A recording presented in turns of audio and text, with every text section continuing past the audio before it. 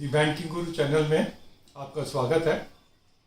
आज हम ये वीडियो बना रहे हैं अपने सीनियर कोलीग्स के लिए and the topic is how to make a will.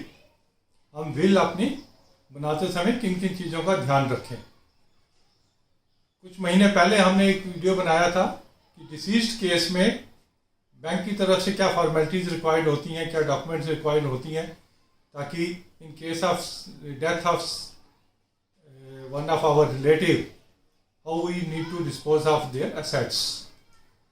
उसी की कड़ी में आज का वीडियो हम बना रहे हैं। हम में से काफ़ी लोगों को मालूम होगा कि जब हम कोई डिपॉजिट करते हैं तो उसमें नॉमिनेशन की जाती है। Nominee is only a representative of the legal heirs to settle the bank's dues, to settle the bank's deposits as per the wishes of the legal heirs. लेकिन हम सोचते हैं कि नॉमिनेशन करने से एक लीगल राइट मिल जाता है। ऐसा नहीं है। नॉमिनेशन के बावजूद भी जो लीगल हेयर्स हैं अगर इशू रेज करते हैं तो they will have a upper hand and only the courts will decide in such cases. तो उसका फिर अल्टरनेटिव क्या है कि हमें अपनी विल बना लेनी चाहिए और उस विल में पूरी डिटेल्स के साथ, हमें पूरी डिटेल्स के साथ जो भी हम चाहते हैं डिस्पोजल ऑफ आवर एसेट्स हमें उसमें डिटेल में दे देनी चाहिए। अब विल जो है it can be A registered will and it can be A unregistered will on A plain paper also. अब फायदा क्या है रजिस्टर्ड विल का कि रजिस्ट्रार के पास हमारी उस विल की एक कॉपी रहती है। उसकी वजह से ऑथेंटिसिटी ऑफ द विल बाद में लेटर डेट पे चैलेंज नहीं की जा सकती। अनरजिस्टर्ड विल होगी तो पहले हमें यही प्रूव करना पड़ेगा कि this will is the authentic will. किसी की डेथ के बाद अगर उनके लीगल हेयर्स में कोई डिस्प्यूट नहीं है तो विल नॉर्मल वे में उसका विल के अकॉर्डिंगली उसके एसेट्स का डिस्पोजल हो जाता है। लेकिन अगर there is any dispute amongst the legal heirs तो वो लीगल जो विल है उसको वो चैलेंज कर देते हैं। उस समय बहुत छोटी छोटी चीज़ें बड़ी इंपॉर्टेंट बन जाती हैं जो कि विल में होनी बहुत ज़रूरी है। आज हम इस वीडियो में उन्हीं छोटी छोटी चीज़ों का ध्यान रखने के लिए देखेंगे ताकि विल बनाते हुए हम वो छोटी छोटी गलतियां ना कर बैठें जो बाद में अगर कोई डिस्प्यूट है लीगल हेयर्स में तो वो उनके लिए प्रॉब्लम बने। अब डिफरेंट स्टेट्स का विल को प्रोबेट में कन्वर्ट करने की डिफरेंट इंस्ट्रक्शंस हैं। कुछ स्टेट में विल को मान्यता नहीं दी जाती जब तक उसको प्रोबेट में कन्वर्ट नहीं किया जाता। प्रोबेट क्या है? विल को एग्जीक्यूट करने के लिए एक कोर्ट की एप्लीकेशन और कोर्ट की एक्सेप्टेंस, यस इस विल के हिसाब से disposal of the deceased assets किए जा सकते हैं। कुछ स्टेट्स में ये कंपलसरी नहीं है लेकिन फिर भी कुछ लोग सेफ साइड के लिए कि बाद में कोई क्लेम ना रेज हो विल को कोर्ट में अप्लाई करके प्रोबेट में कन्वर्ट करवा लेते हैं। उसके बाद ही एसेट्स का डिस्पोजल करते हैं। Many a time banks also ask कि आप इस विल को कोर्ट के थ्रू प्रोबेट में कन्वर्ट करा के हमें दीजिए ताकि हम डिपॉजिट्स को डिस्पोजल कर सकें। अब हम देखते हैं कि छोटी छोटी चीज़ें जिसका हमें ध्यान रखना है विल बनाते हुए। सबसे पहले अपना पूरा नाम, पेरेंट्स का नाम, age, date of birth, current address, PAN number, Aadhaar number, ये सब चीज़ें ज़रूरी है विल में अपने आप को आइडेंटिफाई करने के लिए। अगर हम जो विल बना रहे हैं वो पुरानी विल को रिप्लेस कर रही है तो पुरानी विल जितनी भी हैं उनकी डेट्स का मेंशन करना ज़रूरी है so that it is proved कि this is the last will. एक डिक्लेरेशन दैट मैं जिस समय ये विल बना रहा हूँ मैं प्रॉपर हेल्दी हूँ और किसी प्रेशर के अंडर मैं ये विल नहीं बना रहा हूँ। एक डिक्लेरेशन हमारी विल में होनी चाहिए। अब मैं मेडिकली हेल्दी हूँ उसको प्रूव करने के लिए डिक्लेरेशन के साथ साथ अगर हम एक मेडिकल सर्टिफिकेट ऐड कर देते हैं तो that will be a good suggestion. अब विल जो है प्रेफरेबली हैंड रिटन होनी चाहिए।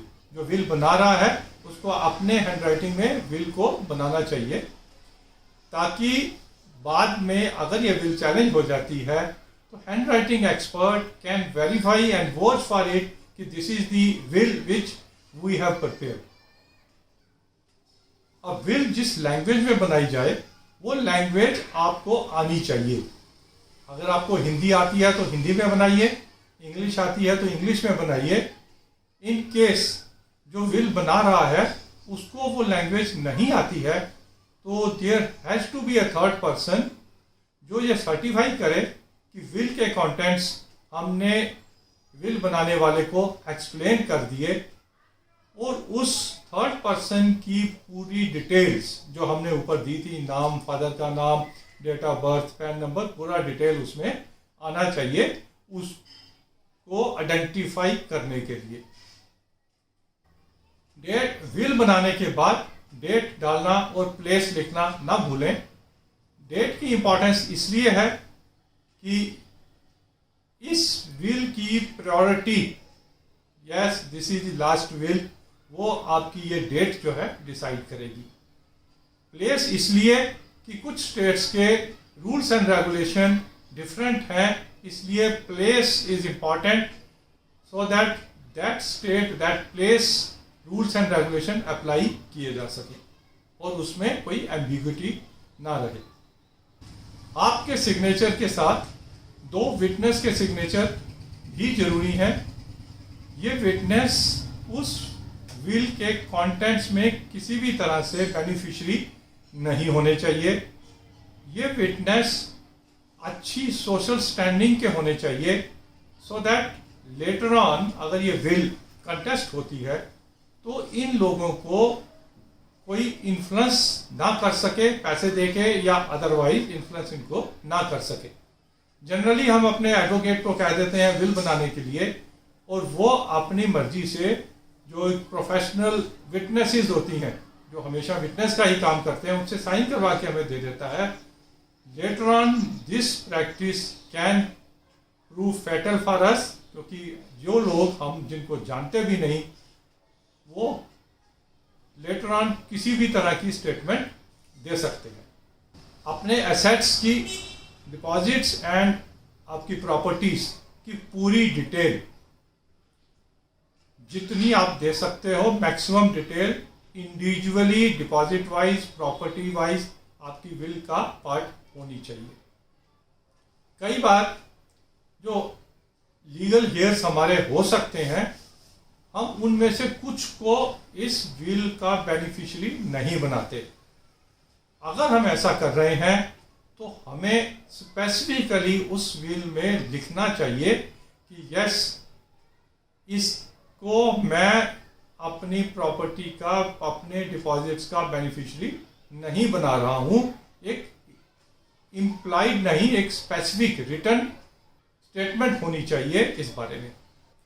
बहुत बार हमारे जो लोन्स और डेट्स होते हैं हम उनको ऐड करना भूल जाते हैं, हमें उसका भी पूरा डिटेल देना चाहिए और उनको कैसे पे ऑफ किया जाएगा, कौन से डिपॉजिट्स के थ्रू, कौन सी प्रॉपर्टीज के थ्रू उनको पे ऑफ किया जाएगा, ये भी हमें स्पेसिफाई कर देना चाहिए। विल बनाने के बाद एक ओरिजिनल जो है उसे हम सेफ प्लेस पे रख देना चाहिए, क्योंकि at a later stage this original will be asked for in the court. Will के हर पेज पे आपके सिग्नेचर होने चाहिए, इसी तरह आपके विटनेस के भी सिग्नेचर हर एक पेज पे होने चाहिए। विल पे किसी भी तरह की कोई कटिंग नहीं होनी चाहिए प्रेफरेबली। अगर आप चाहें तो विल के कंटेंट्स को एग्जीक्यूट करने के लिए आप कोई एग्जीक्यूटर भी अपॉइंट कर सकते हैं, so that he will execute the will and dispose of your assets as per your will. These are some of the points which needs to be taken into consideration. अगर अभी तक आपने will नहीं की है तो एज इज नो बार, कभी भी आप विल कर सकते हैं. Earlier you do better it is. हम तो यही चाहते हैं कि आपके disposal of assets without any dispute he settle हो जाए आपके विल के हिसाब से. लेकिन इन पॉइंट्स को अगर ध्यान में रखेंगे तो लेटर ऑन आपके लीगल हेयर्स, आपके बेनिफिशरीज काफ़ी हद तक इस विल को के हिसाब से एसेट्स की डिस्पोजल करने में कामयाब होंगे. ये हमारी आशा है और इच्छा है. Thank you very much for this video, watching this video. If you like our videos, please share our video with your friends and relatives, and subscribe to our channel also, so that in future also financial and banking related topics के ऊपर हम आपके लिए अच्छे videos और अच्छे analysis लाते रहें. Thank you very much.